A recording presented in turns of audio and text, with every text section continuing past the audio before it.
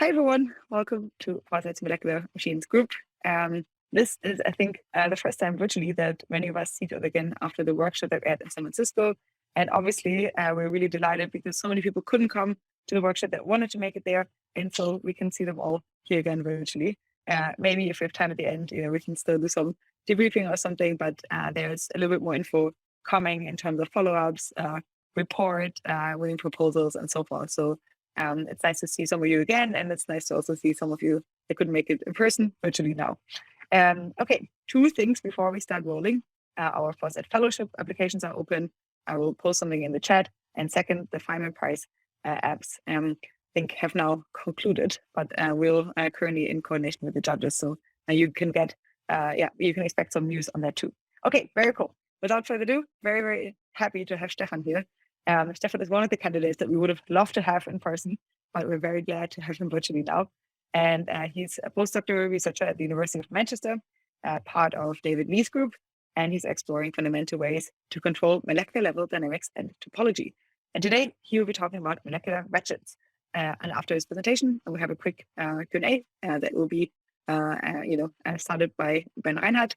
And then it's all on you. So feel free to collect questions already in the chat, and maybe we can have a little bit more of a free-form discussion. Thanks everyone for joining, and welcome, Stefan. Excited for your talk. Thanks for joining. Hiya, thank you very much for the introduction. Yes, I'll crack on with my talk, hopefully. So I'm going to be telling you, let's get that started. Excellent. Yeah, so I'm going to tell you a little bit about some of the work that we've been doing in molecular ratchets. So these are the mechanisms that are used to drive systems out of equilibrium, and some of the work about how we've been thinking about how we can build such systems and control them and ultimately use them, maybe. So we'll start out with this sort of fun slide of lots of bits and pieces on it. And really what we've got over here, let me pull up this laser pointer. So we've got sort of equilibrium processes over here. And over here, we've got far from equilibrium processes. So the interesting stuff to my mind, like kittens and dancing robots and things like that, it's all over here, far from equilibrium. So the question is how can we actually build systems that can drive systems out of equilibrium and try and reproduce some of the phenomena that we get with these cool lifelike systems? So if we look at some of the machines that biology uses to drive and sustain this non-equilibrium behavior, we've got various different motors. We've got these sort of motor processes that walk along tracks. We've got rotary motors like this flagella motor down here. And these are all autonomous molecular machines driven and sustained by an energy source. So often either a chemical reaction, a fuel to waste process, or by dissipation of a gradient. So the question becomes, well, okay, if biology uses these for all sorts of cool things, can we start to think about building similar sort of machines and concepts and applying them ourselves in our own synthetic nanotechnology? So let's go back to a bit of basics, and I probably don't need to explain to this audience what I'm drawing here, but this cartoon representation of a catenane here. So we've got a small ring, this blue one, that can move around this grey ring at the back here. And obviously we can switch the position of that ring between these two binding sites. We can make it favour the green binding site over here, or the orange binding site over here. And this, of course, at this stage, this is not a motor. This is simply a switch. So there's no directional preference for which way that little ring wants to move. Now, what we need to do if we want to build a non-equilibrium machine is find out a way of how we can control that motion and make it directional. So that here, when it moves from the orange binding site to the green one, it always goes in, for example, a clockwise direction. And of course, so this then becomes a motor rather than a switch. And so motors use energy to progressively and repetitively drive the system out of equilibrium. And that means that you can do work. So you can imagine if you continuously wind the motor, you can continuously pull up a weight. Whereas, of course, if you're switching randomly backwards and forwards, overall, the weight isn't going to move at all. So what do we need in a motor? We need it to be directionally biased. We need it to be repetitive. We need it to be progressive, so do work cumulatively. We need it to be processive, so do multiple steps without dissociation. Now that refers more, of course, to walkers that we've just seen on the previous slide, rather than some of the ones that we've seen, like this this mechanically interlocked molecule. Well, that can't dissociate, so that problem solved there. And ultimately, we'd like all this to happen autonomously as well. Now, of course, we're dealing with molecules here, not macroscale objects. So we need to have a little think about the differences between the big world, the world that we live in, and the nano world, the world that these molecular machines live in. So in the big world, we can take a car, for example. We can think, okay, maybe we can just shrink that down and we end up with a nano car. But of course, the rules that govern how mass behaves are fundamentally different at these different length scales. So in the big world, it's static, gravity dominates, momentum dominates. If you put your car down somewhere, It should still be there when you come back to it. At the nanoscale world, obviously, everything's always subjected to Brownian motion, and viscosity and intermolecular force dominate. So if you put your little car down somewhere, it's going to have flown off just to random Brownian motion by the time you come back to it. And so the way you've got to think about controlling matter and obtaining directional motion is fundamentally different. You've got to think about ratcheting that random Brownian motion that's already there, so rectifying that motion in order to harness it to move directionally. Now, there's lots of thought experiments that have fed into what we now consider today to be molecular ratchet mechanisms. So going back to these Gedanken experiments, thought up over 100 years ago, things like Maxwell's demon, where they were thinking about how you can spontaneously emerge a heat gradient up here, and then the sort of simplified version of a Szilard engine, how you can actually use that sort of same concept to do work. And then these ideas, so Smolhovsky's valve demon and Ratchet and Paul systems, and these were done in the context of perpetual motion to illustrate how ridiculous they were, because of course these systems would all contravene the second law of thermodynamics. Now, perhaps most famously, Feynman came along with his Ratchet and Paul system, and he demonstrated that yes, at a thermal equilibrium, this couldn't randomly generate directional motion, but as soon as you applied a heat gradient, that constitutes an energy source, and then you can use this heat gradient to drive the system to generate directional motion. Now, with chemists, we're not going to use a heat gradient. We're going to think about using a different energy source. So I'm going to now talk a little bit about our energy source, which is going to be a reaction. We'll call it a fuel to waste reaction, seeing as that's what we tend to do. So we have our fuel, which is a high energy species up here, and our reaction, which is down here. And what we've got associated with this reaction process is a release of free energy. Now, if we can release free energy, then we can somehow capture some of that free energy, and instead of just dissipating it as heat, we can use it to do some work. And the way we do that is through catalysis. So if we have a catalyst that interacts with our fuel to waste process, we can start to think about using that catalyst in order to harness some of the energy output from that reaction. So we can start calling our fuel and our waste there and think about how we can obtain the energy from that, extract the energy from that process in order to drive the directional motion. And of course, this is what biology does a lot. So biology often employs ATP and it hydrolyzes it. So ATP in water as fuels, generates ADP and phosphate, and it uses it to drive a lot of these different machines. So we can start to think about doing a similar thing ourselves using synthetic minimal systems in order to understand better these biological systems and ultimately, of course, build our own synthetic nanotechnology capable of things that biology hasn't evolved for. Okay, so that's an energy input. So hopefully we won't be breaking the second law of thermodynamics because we do have an energy input there somewhere, but now we need to think about how we can actually generate directional motion from that. So let's again think about the macroscopic world. We've got a sheep here, and we've got a steep hill that's tall over here, and a shallow hill that's not so tall over here. That sheep is randomly moving around. It's not very clever. And it's ultimately going to end up going up the shallower, less high hill and moving over that way. Now, that's great in a macroscopic way, and we can think about doing something similar in a microscopic point of view as well. So if we think about just different heights of energy barriers, our particles will preferentially move to the right in this case rather than left because the height of those energy barriers is different. And this is simply a kinetic resolution process. Okay, so we've got a way to make stuff move directionally. We've got a way to supply energy. Now we need to think about how we can possibly combine these two in order to create a motor. So I've said our motor needs to be a catalyst. It needs to be able to mediate that fuel to waste reaction to extract the energy. So we'll call it catalyst, and we'll put it in state A down here. So of course we can fuel that to form some sort of fuel adduct with the machine. And then we can generate waste to regenerate our catalyst. So we've got to change our chemical state up here. Now, if we also allow our catalyst to form some sort of mechanical or structural interconversion, then we can draw another equilibrium process down here, and we can draw a second catalytic cycle over here on the right-hand side. And of course, we can potentially allow our fueled catalyst to interconvert as well. So we build up what we've termed chemical engine cycle here. And then we can start to think about, well, okay, we need to introduce some element of kinetic selection here. So that kinetic resolution that we showed earlier, or dynamic kinetic resolution in this case, I suppose. So for example, what if the fueling reaction happens faster from cat A than from cat B? And likewise, what if the waste forming reaction happens faster from cat B than cat A? Well, then you can see that kinetically, if you follow this process around, you're going to preferentially go via this external pathway rather than this internal pathway and follow the cycle all the way around. So you can see that within this reaction cycle, you're moving directionally. And if this reaction cycle is coupled to, for instance, rotary motion, if this equilibrium is a rotational process, then you can think we're starting to drive our motor rotationally.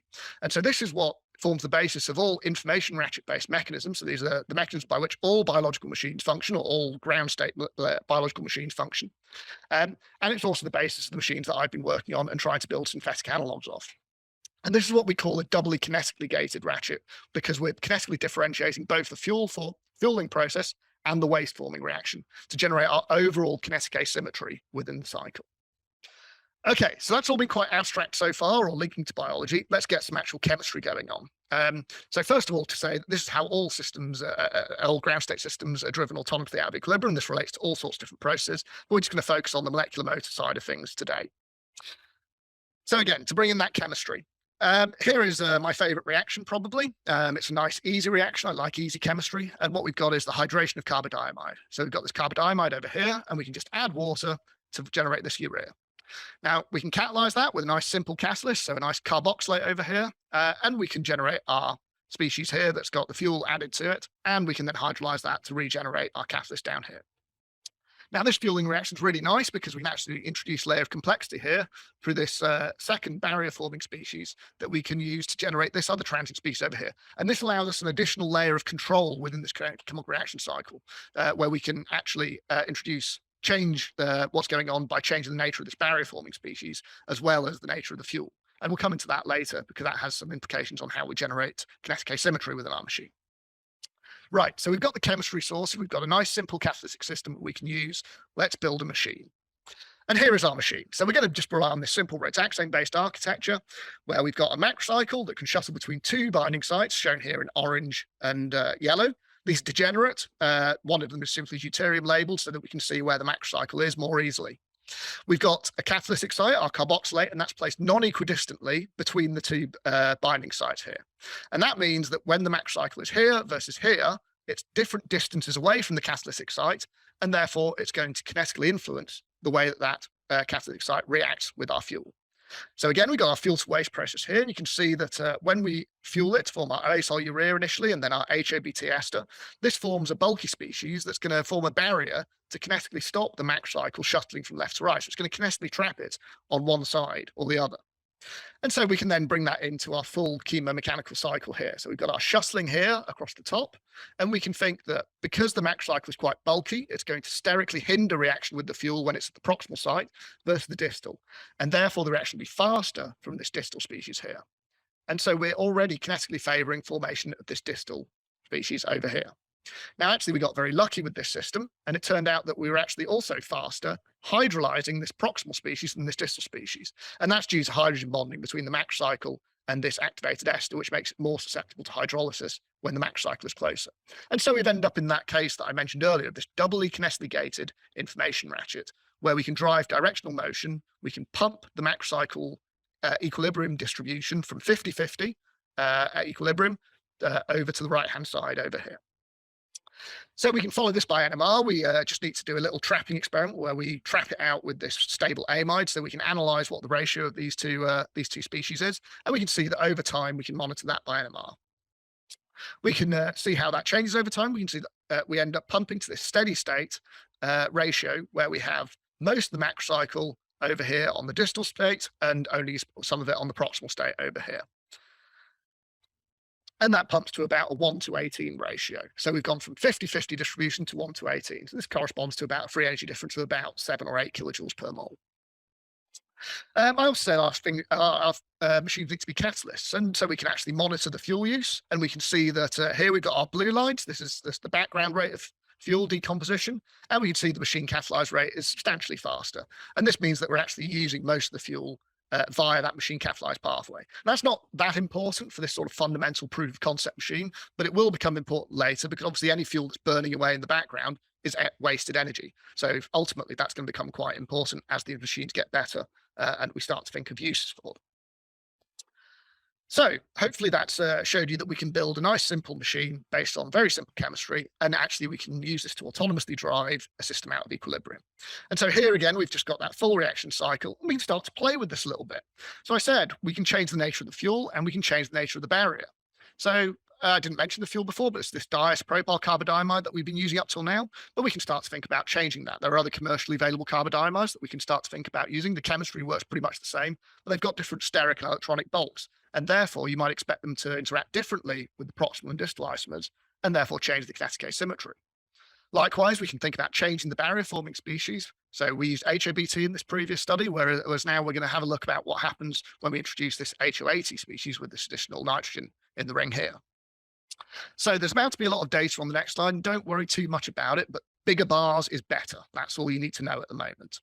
So here we go. Here's a lot of data, and we can see that what we've done basically is we've tried all these different fuels with this machine, and bigger bars are better. And so for all our different cases here, by all these metrics that we're looking by, EDC is the best fuel. And don't worry too much about what these different things are. You can think of them roughly, although I'm sure physicists will complain, especially about this force one. You can think of them roughly as equating to force, speed, and efficiency. And we can see simply here that, yeah, we've got our best fuel here. So that's fine. That's all well and good. And that's basically just optimizing things. Now, what happens when we move to the barriers is a bit more interesting, though. So again, there's about to be a lot of data. I want you to just focus, though, on the blue data and the pink data over here. Okay, so if we look at our force graph over here, we can see that the blue data, which corresponds to the HOBT barrier, is higher than the bar for the HOAT. And that means that with HOBT, our machine is generating more force, or actually it's working more directionally than with HOAT. Okay, so that suggests that if we want to generate more force, we can use HOBT. But if we look over here at the speed, we can see that those two bars have swapped round. So this time now, HOAT works much faster, whereas HOBT works slower. And this is kind of interesting to us because we can equate that macroscopically to the difference between a petrol engine or a gasoline engine and a diesel engine, where you can think if we want to go fast, we might want to use gasoline, drive a race car, or if we want to pull a heavy load, we might want to generate more torque and therefore use diesel to pull a tractor, for example. Now, this macroscopic analogy is all well and good, but obviously fraught with danger. But actually, when we look at biological molecular machines, we can also see there that they're sort of optimized for specific task performances. So, for example, muscle proteins are optimized, it seems, for generating more power. And that makes sense when you think about what the function of muscles is. Whereas motor proteins that transport cargo across cells, conversely, are optimized for speed. And again, that's because they need to go fast to beat diffusion. Okay, so this is kind of interesting because we've got a nice simple system here that we can start to play around with very simple structural features and start to understand how changing those chemical features, chemical structures starts to influence the machine operation and through the kinetic asymmetry of the machine cycle. So for the last little bit of this talk, I'm going to change tack a little bit and move away from these rotaxanes because what we could do with these rotaxane, of course, is then cyclize this round and form a catenane-based motor. We haven't bothered doing that because it seemed like a lot of work to us.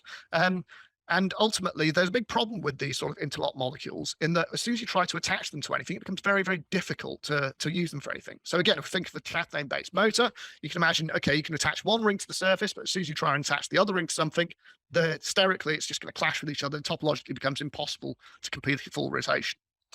So what we thought we'd do is we try and apply what we've learned in terms of these ratchet mechanisms and see if we can apply them in the context of another architecture. And we thought, okay, can we generate directional autonomous rotation around a bond? Can we build an autonomous rotary motor? So that's what we tried to do, and that's indeed what we did. So here is our motor. It's this nice, big, complex molecule. No, it's actually quite simple. What we've got is a bottom ring here with a carboxylic acid on it, and a pyrrole ring at the top with another carboxylic acid on it. And then we've got this X group over here that we can vary depending on whether we want the motor to be able to complete a full rotation or not. So we can look now from a top-down view. We're looking just along from the top, and we can see that this top ring is pointing upwards relative to this bottom ring, which points to the right. Now, if we can tether those two rings together by forming an anhydride between the two carboxylic acids, then we can allow it to access this state. And in this state, it can interconvert between pointing upwards or pointing downwards. So this allows this transition to occur mechanically. Now, if we think about taking it from this state, 3, where the top ring is now pointing downwards, and selectively hydrolyzing that state, we can end up to reforming our diacid, but this time with the ring pointing downwards. And actually, we've got steric clash between these two acid groups. They can't rotate past each other. So the only way that you can get into conversion between states 1 and 4 here is by rotation round the back, past this purple substituent over here.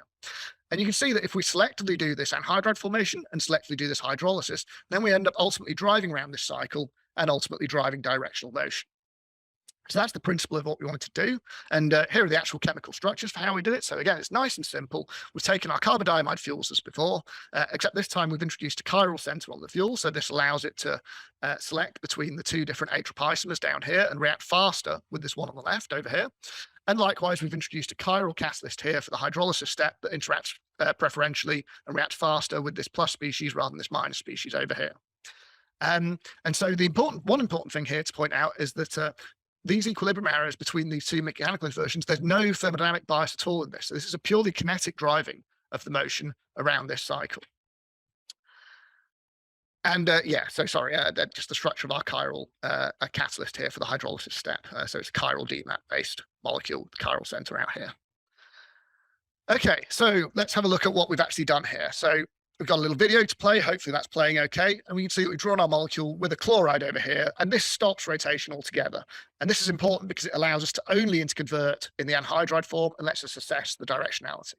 To build a motor, though, we replace that with a proton, which is a very small barrier, and that allows that full rotation around the back to proceed. We can add in our chiral fuel, so our chiral carbodiamide, and that's going to eventually come along and react with the fuel preferentially when it's pointing backwards this top ring to form our anhydride. That forms this tether that allows it to interconvert around the front here. And then again, with our water already present in the system and our chiral DMAP, it's going to come along and preferentially hydrolyze it when it's pointing forwards to complete our cycle and regenerate our starting motor diacid. And of course, that can then continue to rotate round. And because there's still fuel present, it's going to operate continuously and autonomously as long as the fuel is there. The fuel comes in when it's pointing this way, and it reacts slowly from this side, but it reacts fast from the other side. So that's what gives us our directionality. And then likewise, the DMAP catalyzes the hydrolysis slowly from the wrong side and quickly from the right side, again, contributing to the directional process overall and leading to this net directional rotation of the motor. So what have we done ultimately is we've created this very simple small molecule motor that rotates continuously autonomously. And it makes a mistake every now and then, but it's such a nice, simple system that it allows us to really study and understand these systems. And as far as we can tell, it operates ostensibly by exactly the same mechanism as these much bigger, more complicated biological motors. This is many thousands of Daltons bigger. This is a bacterial flagella motor. And of course, it works a lot better. It works a lot faster, and the directionality is a lot better. But ostensibly, the principles that we're seeing with a nice, simple molecule here, that we might be able to do similar sort of structural changes and study in the same way that we did our rotaxane system, we can then apply that and extrapolate it up to these bigger biological systems to gain a better understanding of how they work. So I've rattled through that fairly quickly, but just to finish off, I've been asked to maybe propose have a bit of a think about this sort of question. So what challenge would I like to see solve progress in my field? So my field is the development of molecular machines, molecular nanotechnology. And we're so lucky in this field because we've got a working proof of concept. It's called biology. Here's a lovely example of it in this form of this piglet here.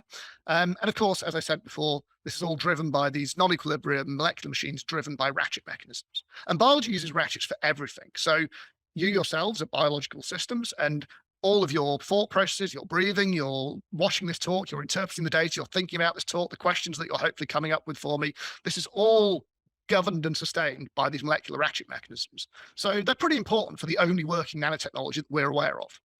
By contrast, we are starting as chemists to build our own synthetic nanotechnologies. And we don't really use ratchets for anything at all, certainly not in the context of molecular machines in terms of applications. There's not a single application of a molecular machine driven by ratchets that's commercially used at the moment within our nanotechnology. Every single material, every single drug, every single process, it all relies on the equilibrium properties of molecules.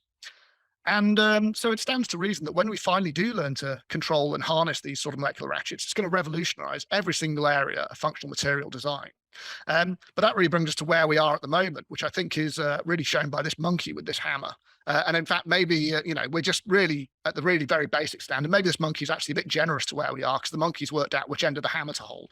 I'm not sure we're quite there yet with understanding of how we can build and apply molecular ratchets ourselves in synthetic nanotechnology.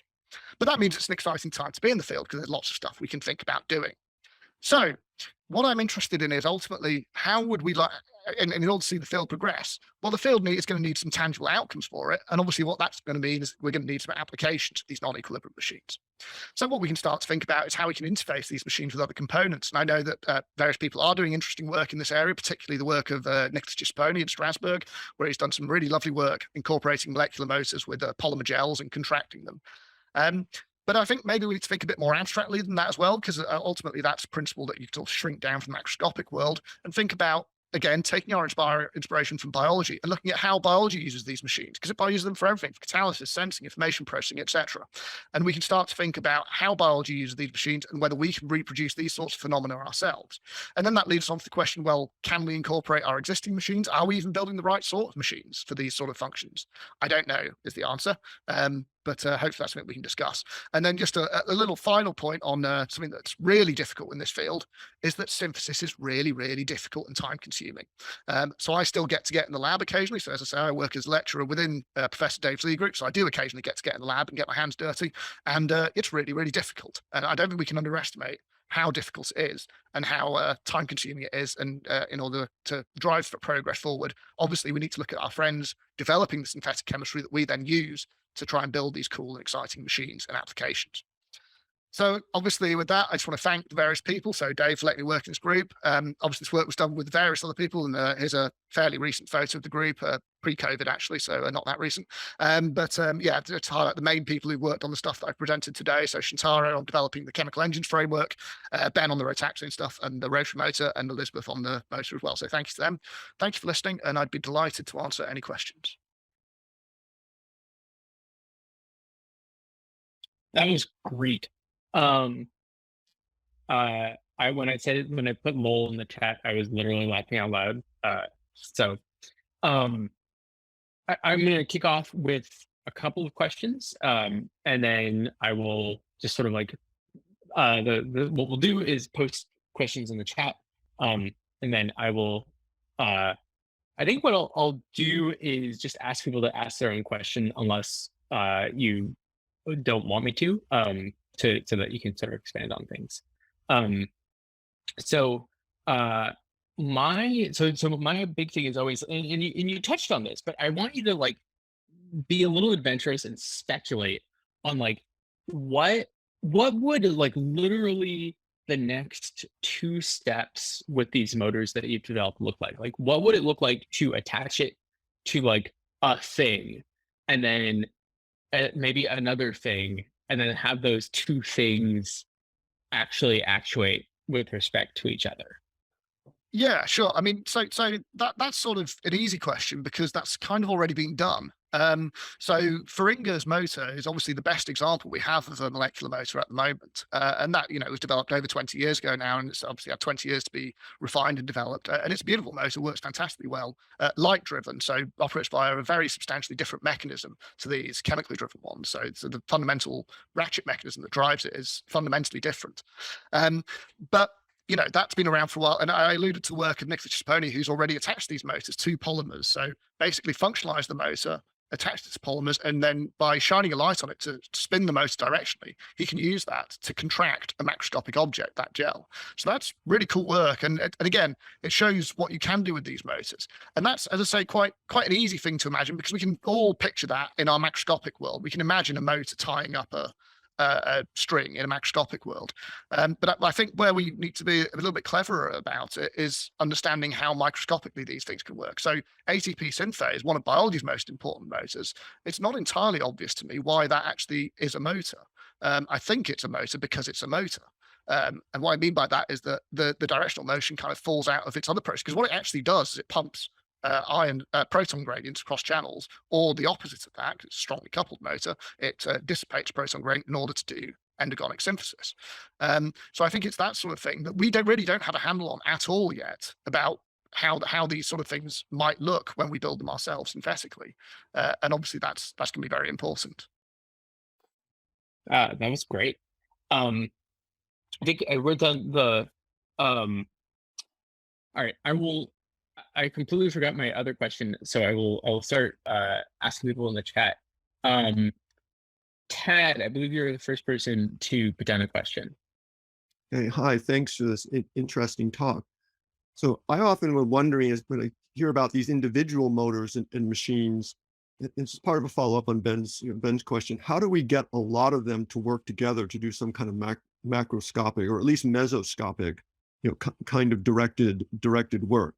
You've discussed a lot, I think, what would happen in solution chemistry, but will that require some additional patterning, like maybe the motors are put on some solid surface in some patterned way to work together, or have some other ideas on how to get a lot working together.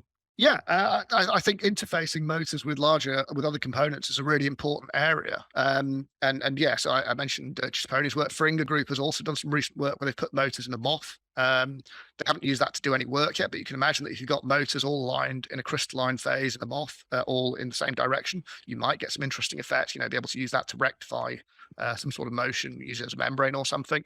But yeah, I really don't know. In terms of how many motors you're doing, well, of course, there's billions of them in solution when you're doing this. And obviously, if you start packing surfaces, likewise, there'll be millions on that surface. So yeah, I don't know if that answers your question, but it's yeah. So I think the point is in solution, you can have a huge number of motors, as you described, but they're all sort of pointing in random direction. Sure. Okay, yeah. So I guess if you're asking about, well, what sort of forces can these motors generate and how much you need to do something useful, well, in terms of the motors that I've talked about, the force that you need that you can generate is related to the kinetic asymmetry of the motor. How it's related exactly is complicated and beyond me to understand properly. And there's, in fact, with synthetic motors, there's no example yet of people actually measuring the forces outputted by these motors directly. Certainly not with ground state motors. There might be some work with light-driven motors. I think, again, Gisponi, recently published a paper where he looked into this for Fringa's motor. But yeah, the forces there are, comparable to biological motors. So of the order of piconewtons. So yeah, you're going to need a lot of them together. But obviously, we know, as I say, we got this proof of concept nanotechnology that shows us that these motors can do. Because if you lift a weight or something, well, that's molecular motors in your muscles. They're actually causing that weight to be lifted. So we know that it is possible. We're just not entirely sure how to do it ourselves yet. Yeah, thank you. All right. Turns out the next question is from me. That's why I forgot it. So you mentioned that one of the sort of issues that you run into is the fact that synthesizing these motors is still a giant pain.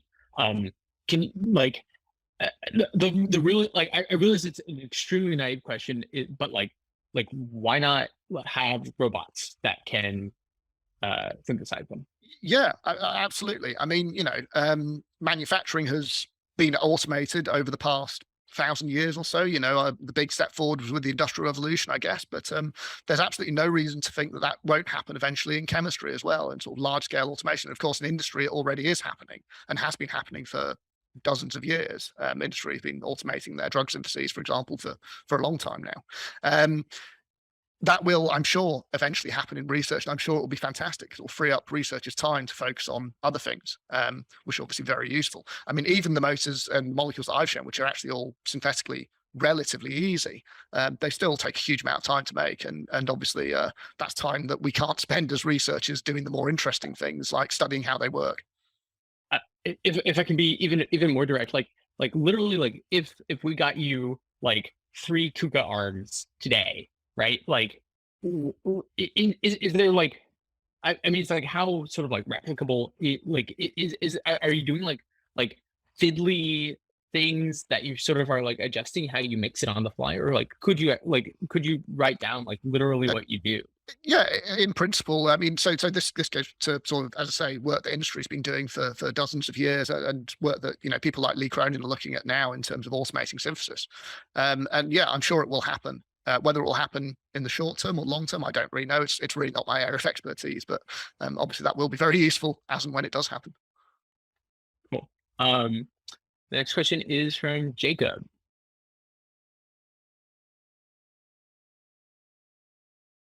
Or I can ask it. So I guess I will ask on behalf of Jacob, because he may not want to unmute. So Jacob asks, out of dumb curiosity, how compatible are the fuel molecules you're currently using with common biomolecules like DNA, RNA, or proteins?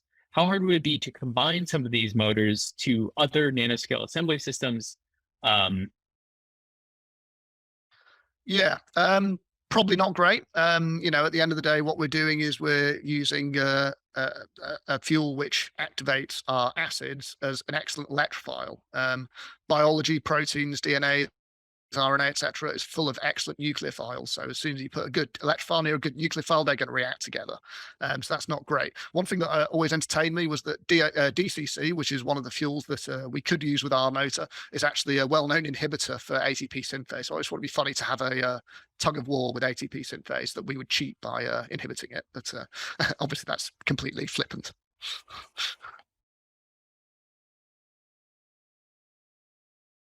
We've reached the end of the questions in the chat. So I guess also if you have any questions, raise your hands.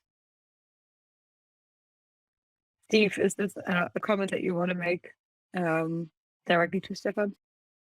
No, that's fine. It was just a generalized comment of something I've been thinking about for the application for molecular motors for years. So sort of to the I'll just keep talking and then people the rule is that you need to ask questions to shut me up. Sorry, can I go in on Steve's comment there? So yeah, this idea of that when you've got the motor spinning versus not, you might end up with different properties of something like a stationary phase for chromatography or something. Absolutely, that is something you could do. But my big question with something like that is, are you actually using the motor as a motor there, or are you simply using it as a switch?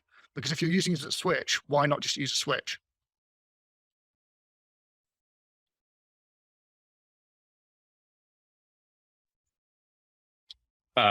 Is that a rhetorical question, or yeah, I mean, mean, you want to respond?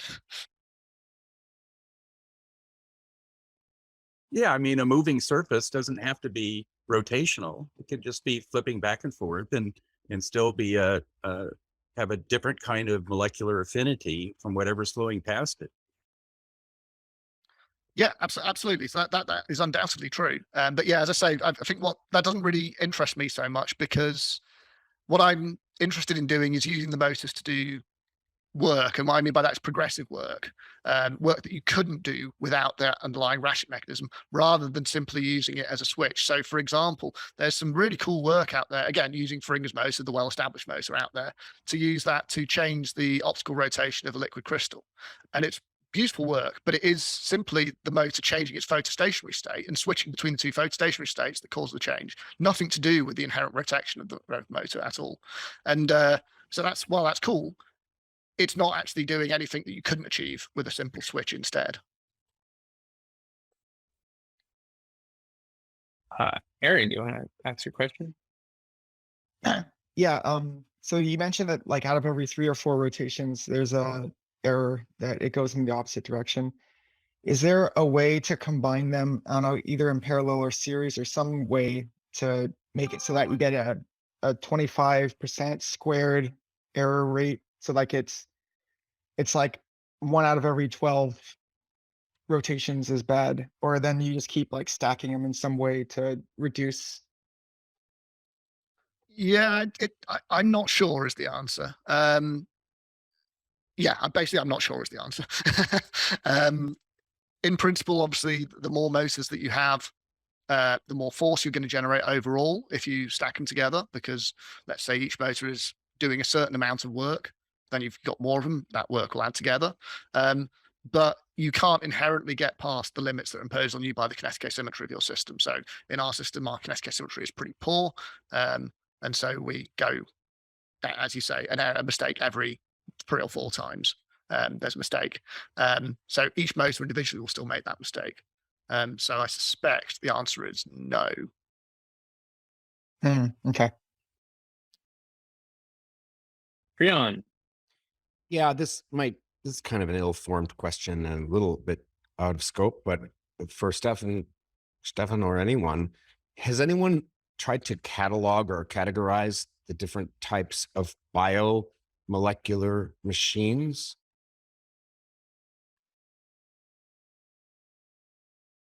I don't mean exhaustively list each one. I mean, like, okay, there's motors, there's I don't know what like Archimedes had his categorization of machines. Are there screws? Are there, levers? I mean, does this make any sense?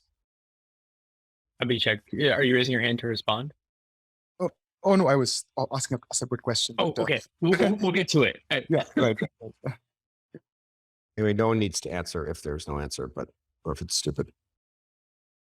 I certainly don't think it's a stupid question. It's something I'd love to see. Allison, you could. This seems like a good like foresight thing. Noted. If we're a molecular machines group, we might want to make a taxonomy or survey of the existing broad classes of molecular machines that exist in nature. I mean, personally, I would broadly categorize them as motors and pumps. So motors, they're where they dissipate the energy as directional motion, and pumps where they store the energy that can later be dissipated. That is not a perfect distinction because there becomes a question about when does a pump become a motor, how fast does it need to dissipate motion for it to be a pump versus a motor. So if you look at our rotary motor where we have that bulky purple constituent around the back, if that's a chloride, well, then that takes about 19 hours to relax. Is that a motor or a pump at that stage? It's slow enough that we can store it and work out how much has gone one way and how much has gone the other way. But if we leave it lying around, it will complete that rotation. So as I say, it's an imperfect distinction. True enough, but I want to mention two other things. One is that, you know, by machines, you seem to be gravitating towards like work producing machines, like motors and pumps. But the broader scope is mechanisms, right? And there can be like, you know, all sorts of passive mechanisms, you know, like hinges and elementary stuff like that. And then the other thing to mention is that, interestingly enough, would you say that in certain parts of the electron transport chain, there are motors, but there are also what we might call generators, like the motors convert work to rotary motion, and the generators convert rotary motion into, you know, whatever, an electron gradient, proton gradient.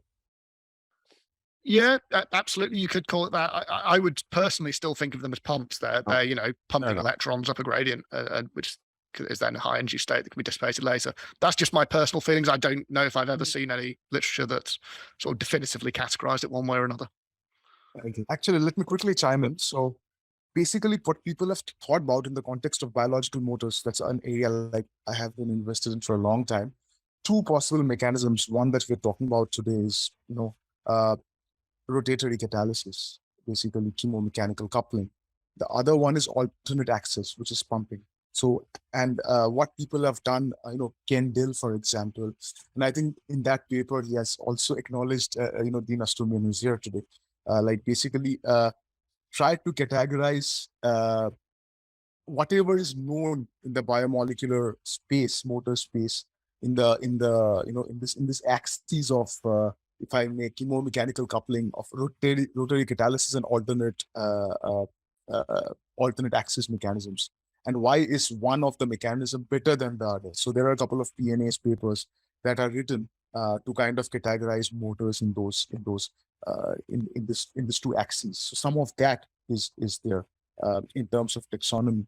Not Right. terrible in, and then again in terms of in the context of mitochondrial systems, I think directionality makes a lot of sense.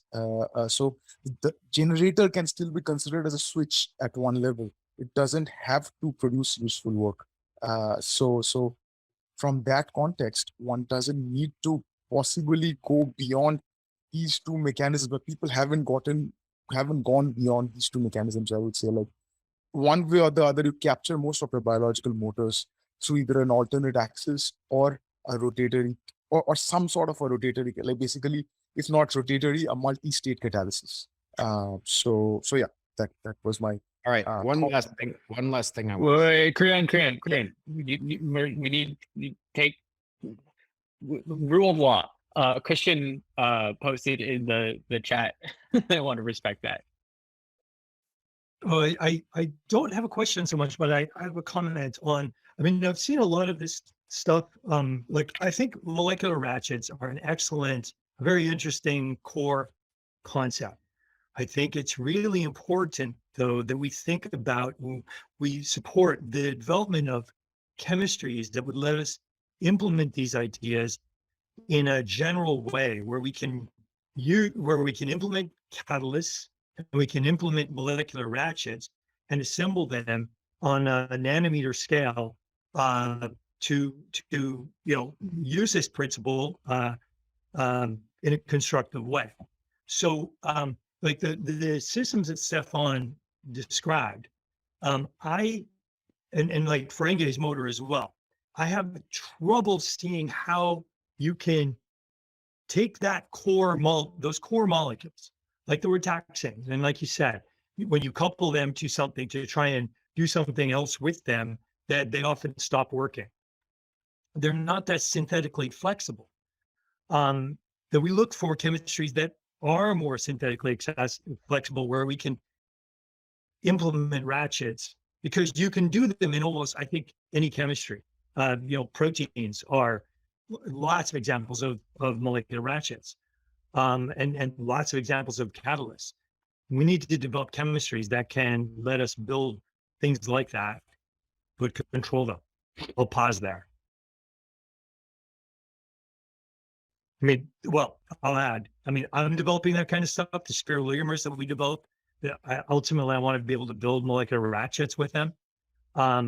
What other kind of general chemistry let us build large structures where we can implement these ideas?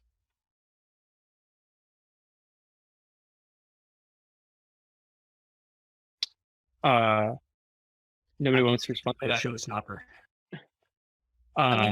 The DNA origami that has been coming out recently in Nature and Nature Chemistry seems to be quite flexible in terms of the structures that you can make.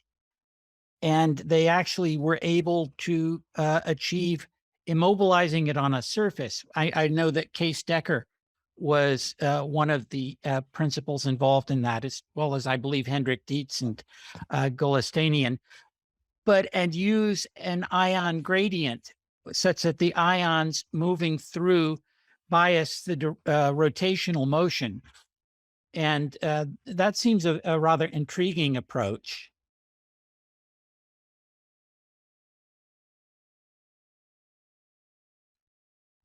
Dina, as long as you're on the mic, do you want to ask your question that you had earlier? Yeah, I was just going to try and make the point that when you look at the information ratchets, which are the way that all catalysis-driven processes must occur, and you can put power strokes and things like that in the mechanism, but when you actually do the analysis, it's irrelevant in terms of the directionality and the maximum efficiency and many of the thermodynamic properties. Because, basically, if you have a hill from which you fall down, you have to get up the hill in the first place. And that thermodynamically on a ground state, as we were taught, as we discussed, on a ground state, you're stuck. Whereas with the light-driven motors, it does work very much like let's use the energy, put ourselves in a high energy state with the constraints being the Einstein relations, and then slide down back again on the ground state surface. And so it's much more the kind of picture that we have in our mind of lift it up, let it slide down, do work. Lift it up, let it slide down and do work. That doesn't work on a single energy surface. And so that's why the importance of kinetic gating and kinetic asymmetry comes in. You can keep your eye open for our next paper. We've experimentally shown this as well now, Dean. So yeah, one for you to look out for. Stephen, do you want to ask your question? I was interested in the idea that one of our easiest assembly technologies is working with surfaces for developing macro scale kinds of assemblies that having flat surfaces and crystalline surfaces from which to deposit things allows us to create some degree of order that can investigate these potential systems on a larger macro scale. And that if we put ratchets, for example, on a surface and have them align 100% and then take the same surface and invert it 180 degrees on top the other direction, could we not see a crawling effect of surface on surface? Or with rotational motors, a net rotational effect that might be, in a sense, a ratchet, because all the motors all have to go in one direction and they're all aligned either in a radial pattern or a square pattern or whatever. And wouldn't that be a way of demonstrating a practical device?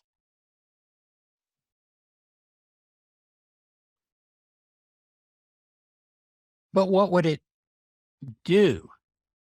I mean, I think if you look at the paper coming out in Nature, or just came out in Nature, on the DNA origami, that indeed it's on a surface, and you can get it to move. You can get this DNA ratchet to actually undergo translational motion.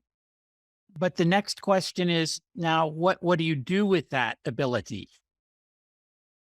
You could mount a AFM tip on it. You could have some kind of a laser alignment system for working with photons and the optics of space telescopes. I mean, I don't think that that's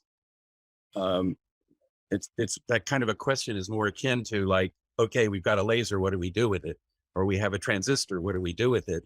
I think that part of that process is that there's an imaginative and a step of imagination needed to turn it into something. And just because I can't provide that imagination doesn't mean that somebody else can. So let me quickly dive in. So I know the potential applications that these people are thinking about, the DNA motors, because the theory of that is done using Brownian dynamic simulations. So what these people have been looking for a long time is some sort of nano sensor to kind of measure current.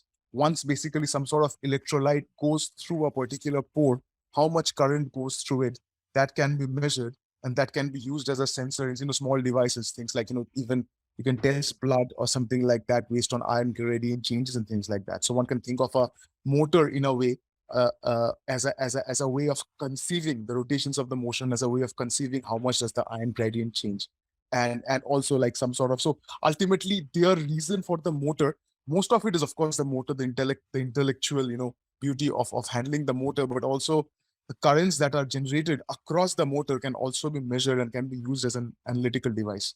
So that is one of the reasons that they are thinking about, porting things into basically on a chip, lab on a chip kind of a thought process. But at the same time, like the idea of putting multiple ratchets together, I can again say from a biological perspective, the only places where this has worked in biology is when these individual motors have, there's something additive to it. Like there's some sort of cooperativity that has been drawn between multiple motors, where the activity of these two motors when they're far away are basically, it's like 2 times the activity of one. But when they've come close together, they're either working cooperatively or anti-cooperatively. That has implications in aging and things like that.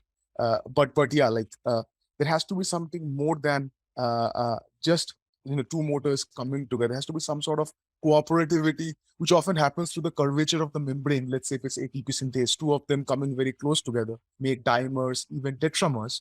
There are membrane relationships there that happen. So which enhance. So an ATP synthase by itself is active, but when you put 4 of them together as a tetramer, turns out it becomes catalytically even more active because of some cooperativity that is introduced because of the membranes. Something like that, if that can be thought of. And so the confinement properties coming out of confinement helps the activity of the motor. Something like that.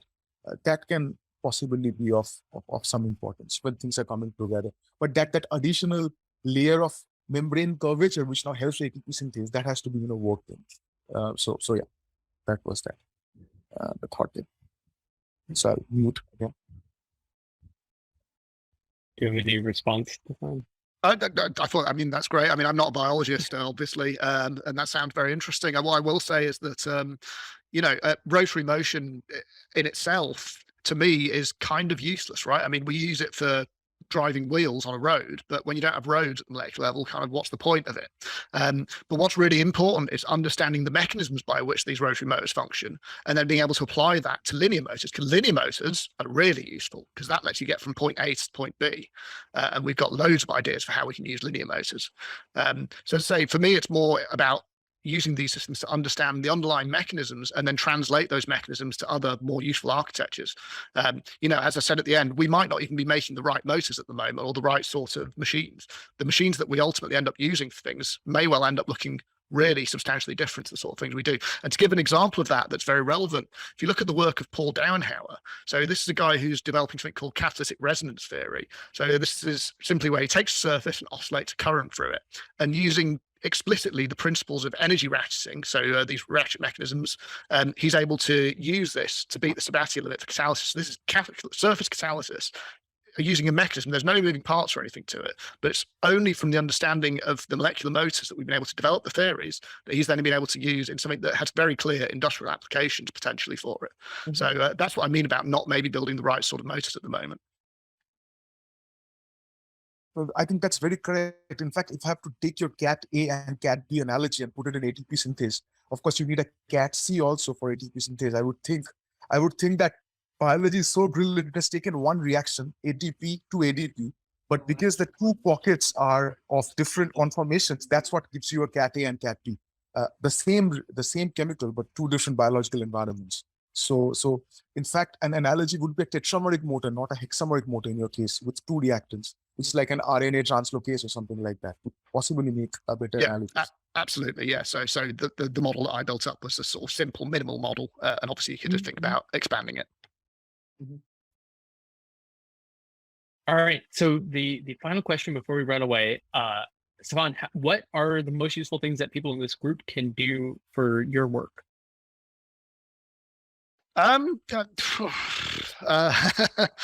idea. I mean, it's really useful to have these discussions with biologists and with physicists and things like that, because, I'm a chemist. I sort of know some chemistry a bit anyway. We can go away and build stuff, but it's these questions of, well, how do we do that? And why are we doing it? That's really where we need to look to our friends in biology and physics in order to, from the physics side, understand what it is that we're actually trying to achieve, and from biology, take inspiration and sort of understand what it is that biology does. Because as I say, we are so lucky to have this working proof of concept. Sort of this roadmap for how we can think about building synthetic nanotechnology. So I guess it's just about communicating between different disciplines, even more so, which is obviously something that Foresight tries to foster. So that's really good. Cool. Well, thank you very much. Alison, you want to say anything to close?